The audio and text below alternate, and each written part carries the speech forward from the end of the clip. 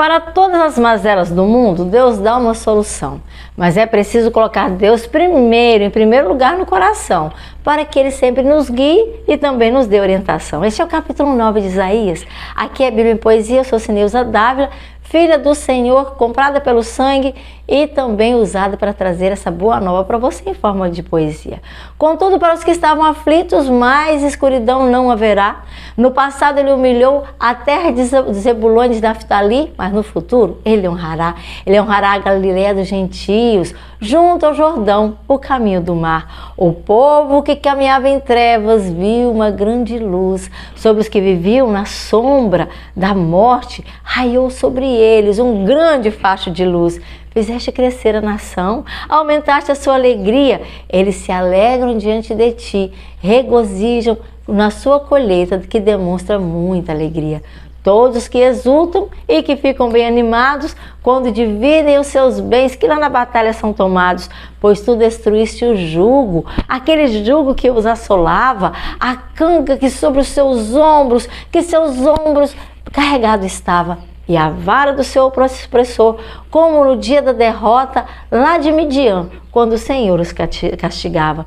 Pois toda bota de guerreiro que em combate foi usada, toda veste revolvida em sangue, todas serão queimadas, como lenha no fogo serão totalmente arrasadas, porque um menino nos nasceu, um filho nos foi dado, e sobre os seus ombros o governo está colocado, e ele será chamado Maravilhoso, Conselheiro, Deus Eterno, Pai Eterno, Poderoso, Príncipe da Paz. Que ele seja para sempre exaltado. O seu domínio ele estenderá, e sobre o trono de Davi, e sobre o seu reino, paz sem fim haverá, com justiça e retidão. Aí ele vai se estabelecer e assegurar desde agora e para sempre. Para sempre, assim será. O zelo do Senhor dos Exércitos certamente isso fará. Uma mensagem contra Jacó o Senhor enviou, e ela atingiu Israel e prontamente o acertou. Tanto Efraim como os habitantes de Samaria, todos eles saberão, aqueles que dizem com orgulho, com arrogância no coração: os tijolos caíram, mas nós reconstruiremos, e com pedras bem lavradas nós tudo reergueremos. As figueiras bravas já foram derrubadas, mas nós as substituiremos. Por cedros serão trocadas, mas os adversários de Rezim o Senhor fomentou, e os seus inimigos contra eles para atacá-los o Senhor os incitou. Os arameus do leste chegaram, os filisteus do oeste foram chegando, devoraram Israel, a sua boca foram escancarando. Apesar disso, não se desviou a ira divina, a sua mão continua ainda erguida. Mas para aquele que os feriu, o povo não voltou. O Senhor dos Exércitos, o povo também não buscou. Por essa razão, o Senhor de Israel está cortando tanto a cabeça quanto a cauda, tanto a palma quanto o junco. No único dia vai realizando. As autoridades e os homens, aqueles mais destacados, eles são a cabeça. Os profetas, que são a cauda, são os que mentiras têm ensinado. Aqueles que guiam este povo o deixam realmente desorientados e deixam-se induzir ao erro aqueles que são guiados.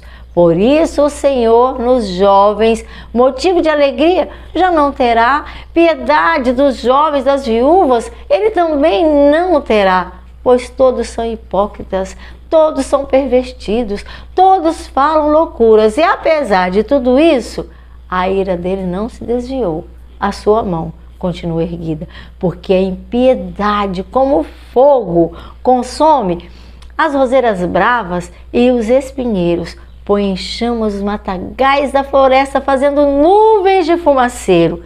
Pela ira do Senhor dos Exércitos, a terra será ressecada, e o povo será como lenha quando no fogo é queimada.